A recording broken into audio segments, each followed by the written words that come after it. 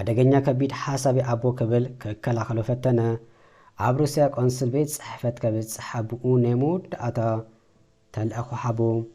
ወደይ መዘት ፈልጦ ተገርም ዓለም ከፋልጠካ ይብሎ በኩርዓት ዓለም ሙሉእ ዝፈልጠኒ ሰለይ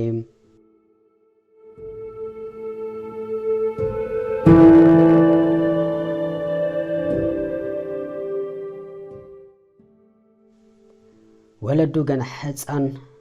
ኩሎም ተፋቲሖም ኣብ ኣተኣወይም ፍልልይ ወለዶም ዝፈጠሩ ሓጋፍ ንምምላእ ዝጽዕር ኣቦኦም ሓንደበት ካብ ሕጊ ወፃኢ ዝውር ገንዘብ ተኸሲሱ ን23 ዓመትን 7 ወርሒ ዝተፈረደ ናይ መንግስቲ ኣሜሪካ በዓል ስልጣን ነይሩ። ናታን ኮንሰን ካብ 12 ዓመት ጀሚሩ ምስ እንዳኣሎቢ ኣብዩ ኮይኑን ኩሉ ግዜ ብዛዕባ ወለዱ ክሓስብ ኩሉ በቆልዕነቱ ኣብኡ ናብ ስራሕ ዝተመደበሎም ዝተፈላለዩ ሃገራት ናይ ምርኣይ ናይ ባህልን ወግን ሕዝብታት ንክፈልጥ ብምኽኣሉ ኣብ ኦሪጎን ብዕድመ መሳብቲ መተዓቢቱ ኣሜሪካን ዝሓሹ ኢሉ ዝሓስብ ሃፍቱ ፈረስ ምግላብ ክትላመድ ከላ ምስ እንዳኸደ ምግላብ ፈረስ ተማሂሩ እዩ። ኣዲኡ ካልእ ሰብ ተመርያ ክናፍኣ ኩሉ ከይዱ ይሓታ ግና ገና ናፍቆቱ ከያውፅኦ ኩሉ ብነገር ዝቐበሎ ሰብኣይ ኣዲኡ ስለ ዘፅልኦ በቴሌፎን ጥራሕም ዝራኸቡ ናቲን ኮንሰን ካልኣይ ደረጃ ትምህርቱ ምዛዘመ ተኺሉ ወተሓደር ኮይኑ በቲ ፍሉጥ ናይ ኣሜሪካ ናይ ሓይሊ ኣየር መሰልጠኒ ፍሉይ ኮማንዶ ትካል ናይ 81 ሓይሊ ኣየር ብርጌድ ኣባል ኮይኑ ፍሉይ ናይ ኮማንዶ ትምህርቲ ወሲዱ እዩ። ናታን ኮንሰን ፍሉይ ትምህርቲ ኮማንዶ ንምውሳድ ክመርጽ ኩሉ ኣብ ቁልዕነቱ ኣብ ቴሌቪዥን ከምኡን ኣብ ሲኒማ ክሪኦም ዝኣበየ ቻክ ኖሪስ፣ ሲልቨስተር ስታሎን፣ ቫንዳም ሸዋዚንገር ዓይነት ፍሉይ ዝኾነ ተልእኾ ተዋሂብዎ ኣብ ሽግር ንዝርከቡ ኣብ ኢድ ኣሸበርቲ ይኹን ጨወይትን ዝወደቁ ኣሜሪካውያን ካብ ምትሓዝ ነፃ ዘውፅእ ጅግና ከም ዝኸውን እንዳሓለመ ነይሩ። ከቢድን ብዙሕ መሰናክል ምሕላፍ ዝሓትት ትምህርቲ ዝተኸታተለ በተደጋጋሚ ብፓራሹት ካብ ነፋሪት ሄሊኮፕተር ነጢሩ እዩ። ብዝረኸቡ ውፅኢቱን ካብ ተመረቕቲ ሕፁያት መኮንናት ሓደ ኮይኑ ነይሩ። ድሕሪ ሓደ ወርሒ ኣብ ዝካየድ ናይ ሕፁያት መኮንናት ስነ ስርዓት ምርቃ ተመሪቑ ነተልእኾ ናብ ማእከላይ ምብራቅ ከም ዝዘምት ዝሓስብ ናይ መንእሰይ ሕልሙ ንምምላእ ኣብ መሰልጠኒ ቦታ ካብ ዘለዉ ሰልጠንቲ ተስፋ ዝተነበረሉ ህፁይ ምኾን ነይሩ። እዚ ኩሉ ናይ መንእሰይ ሕልሙ ብሓንቲ ዝተረገመት መጀመርታ ግንቦት ወርሒ ሰሙን ምሸት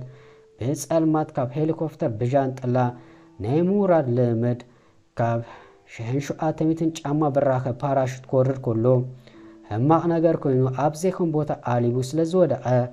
ናይ ክልተ ኣእጋሩ ኣዕፅምቲ ካልእ ብምጉድኡ ብጣዕሚ እንዳተሰቃየ ደጋጊሙ ነፍሱ እንዳሰሓተ ኣብቲ ዝወደቐሉ ፀርፊ ብፈተሽቲ ብፆቱ ተረኺቡ ናብ ሆስፒታል ተወስደ።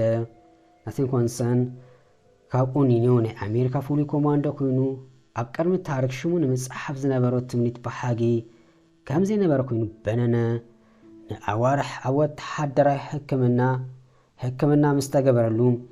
የእጋሩ ተማሓሹ ሕማሙ ሕቁ ቀስ እንዳበለ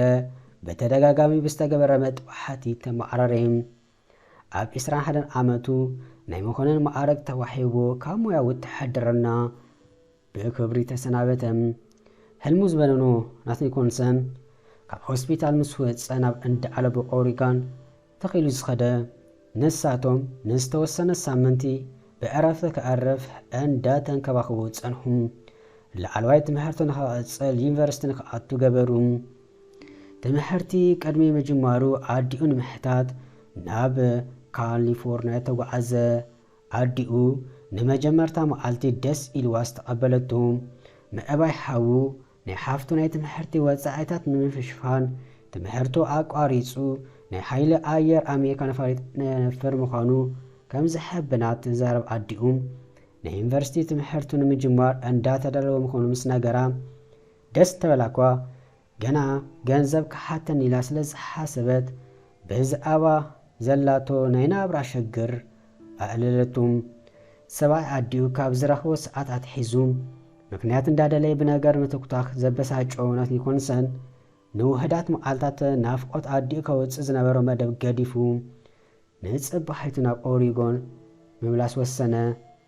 ነቲ ውሳነ ብዘይዋላ ሓደ ቃል ዓለም ዝተቐበለት ኣዲኡ ክሳብ ኤርፖርት ከም ተብፅሖ ሓቢራ بقالا مسرت بماكينة غير أبصحتمو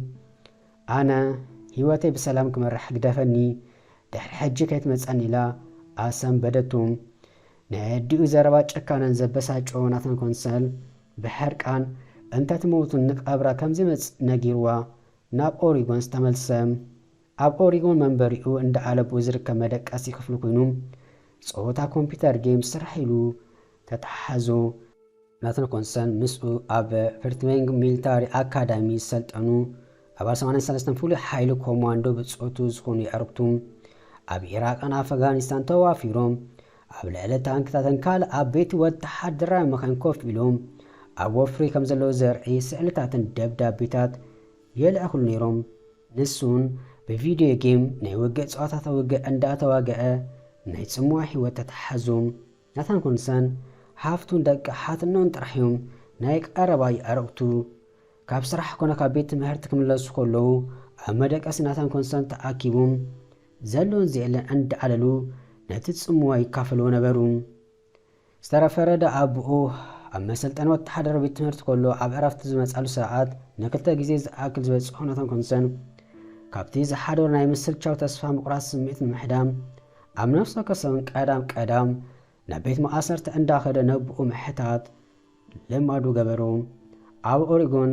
ናይ ሕጊ ኣረምቲ ቤት መኣሰርቲ ካብ 2006 ጀሚሩ ኣብ ነፍሱ ከሰውን ፈርቀ መዓልቲ ዝሕልፈሉ መዘናግዒ ገበሮም ኣራንሺ ሕብሪ ዘለዎ ዕሱራት ዝኽደኑ ቱታ ተኸዲኑ ምስ ወዱ ዝሕልፎ ሰዓት ከምኡን ቀዳም ክሳብ ዝበጽሕ ብሓንቆታ ምጽባ ዝጀመረ ናይ ናታን ኮንሰል ኣቦም ሳልሳይ ወዱ ኣብ ነፍሱ ከፍሰውን ክርኤ ብምጽኡ ሃጎሱ ልዕል ኣቐነበረም ካብ ወተሓደርና ብክብሪ ዝተሰናበተ ናታን ኮንሰል ድሕሪ ምስ ኣቦኡ ምርኻብ ምጅማር ዘይስበር ጽንዓት ኣቦኡ ኣገረሙ እቲ ዝተፈረደ ኣቦኡ ብዛዕባ ድሓይ ስድርኡ ከምኡን ህይወት ከም ዝኾነ ወዱ ክነግሮ ምስ ሓተተ ናታን ኮንሰል ኣዲኡ ካልኣይ ግዜ ከይትመጽእ ኢላ ከም ሰበወቶም ምዕባዮም ንክልቲኦም ምንዓሱን ምምሓር ኣብ ሓይሊ ኣየር ዝሰርሕ ኮይኑ ዝሕቦም ናይ ጁባ ገንዘብ ከም ዝረክብ ኣብ ሓጎሳቱ ናይ ዩኒቨርሲቲ ትምህርቲ ክቕጽል ወጻኢታቱ ንክሽፍኑ ምውሳኖም ነብኡ ምስ ነገሮ ኣቦኡ ንቁሩብ ግዜ ክእገስ ፈጣሪ ንሽግሩ ኩሉ መፍትሒ ከም ዝደሊ ርግጸኛ ምኾን ቀጻሊ ናብ ፈጣሪ ክጽሊ ናብ ቤተ ክርስቲያን ሰንበት ክኸይድ ኣብ ስርዓተ ኣምልኾ ክሕሉ ዝመኸሮም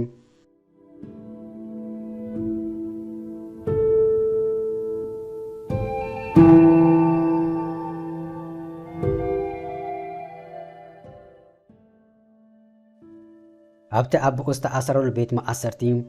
2000 ካብ ዝተፈላለዩ ናይ ኣሜሪካ ቦታት ዝመጹ ናይ ሕጊ ተኣረምቲ ይርከቡ ኣብ መንጎ እስራት ኣቦኡ ብጣዕሚ ዝተኸበረ ናይቲ ቤት መኣሰርቲ ናይ መጽሓፍ ቅዱስ ኣካብን ናይቲ ቤት መኣሰርቲ ቀጽሪ ዕምባባታት ኣትክልቲ ዘመዓረገ ፍሉይ ሰሓቢ ትርኢት ክሕልዎ ንእሱራት ብምውሓድ ብዘካየዶ ስራሕ ዝተመስገነ እሱር ነበረ ናታን ኮንሰል ኣብ ነፍሱ ወከፍ ግዜ ኣብ ፈቐዶ ጠጠው ትብል ናይ ኣቦኡ ሰማያት መኪና ኣመዓራርዩ እንዳተንቀሳቐሰ ስራሕ ኣብ ምርላይ ዝቐነም ኣብ ኦሪጎን ዝርከብ ናይ ፒሳ ሬስቶራንት ናይ ዴሊቨሪ ስራሕ ረኺቡ ስራሕ ጀመረ ነዚ ዘሕጉዝ ዜና ነብኡ ንምንጋር ቀዳም ክሳብ ዝበጽሕ እንዳተጸበየ ከሎ ምሸት ቴሌፎን ተደወለሉ እቲ ደዋሊ ኣቦኡ ነይሩ ካብ ቤት መኣሰርቲ እንቋ ናብ ዓመት ካብ ፀሓካ ክብል ኣቦኡ ንወዱ ሰናይ ትምኒቱ ገለጸሉ ኣቦኡ ንወዱ ንስኻ ገና ከይተወለድካ ኣብ ማሕፀን ኣዴኻ ከይተረፈ ፍሉይ ኣብ ልዕለኻ ስምዒት ከም ዝነበረኒ ደው ኢለ ዝነግረካ ዘለኹ ርሑስ ዓመት ኢሉ ኣቦኡ ክፍለይ ክብል ናታን ኮንሰልን ስራሕ ናይ ምርካቡ ዜና ነብኡ ነገሩ ኣቦኡ ብሰምዖ መሐጓሱ ነጊርዎ ኣብቲ ልሙድ መራኸቢ ሰዓቶም ቀዳም ከም ዝራኸቡ ተስፋ ገይሩ ቴሌፎኑ ኣፀወ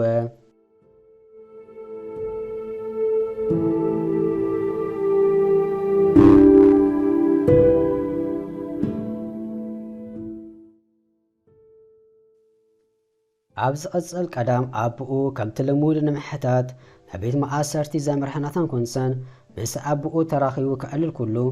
ኣቦኡ ናይቲ ስድራ ናይ ኢኮኖሚ ሽግር ንምፍታሕ የሰላስል ከም ዝነበረ ንወዱ ነገሩ ኣብ ከምዚ ኣሸጋሪ ኩነታት ኮይኑ ብዛዕባ ደቆም ሓሳብ ንልቡ ተንከፉ ኣቦኡ ከም ድላይ ምንቅስቃስ እንተዝኽእል ነይሩ ከም ዝረደኡ ርግፀኛ ዝኾኑ ናብ ሩስያን ፈተቱ ከም ዝኸይድ ሕጂ እውን ንኡ ናብኦም ንምልኣክ ከም ዝሓሰብ እዩ ዝነገሮም ኣብዮም ዘሎ ክብል ናታን ሓተቱ ሳን ፍራንሲስኮ ኣብ ዝርከብ ናይ ሩስያ ፌደሬሽን ቆንስል ቤት ጽሕፈት መልእክቲ ኣትሒዙ ክልእኹ ምሕሳብኡ ኣቦኡ ንናታን ነገሮም ሓደገኛ ሓሳቢ ኣቦይ ክብል ክከላኸሎ ፈተነም ናታን ነብኡ ወላ ሓደ ሓደጋ ይብሉን በጥንቃቐ ምንቅስቃስ ጥራሕ እዩ ካባና ዝድለ ወደይ መዘይትፈልጦ ዓለም ከላሊከ ይብሎ ብኩርዓት ናታን ኮንሰል ብዙሕ ከይሓሰበ ብናይ ኣቦኡ ሓሳብ ተሰማምዐን ኣብ 3 ሰሙን ኣቦኡ ንወዱ ክልተ ብጥንቃቐ ዝተዳለዉ ጽሑፋት ዝሓዘ ወረቓቕቲ ብዘገርም ሜራ ከብጽሕ ንዝመጾ ወዱ ኣመሓላለፈ ወዱ ናታን ምስ ኣቦኡ ዝተሰኣሎ ስእሊ ኣእትዮም ካብ ሃለውቲ ቤት መኣሰርቲ ኣምሊጦም ኣብ ኢድ ወዱ ካብ ዝኣተወ መልእክቲ ናታን ኮንሰል ኣብ ፖስታ ገይሩ ናብ ሳን ፍራንሲስኮ ብምኻድ ኣብ ቆንስል ሩስያ ከብጽሕ ኣቦኡ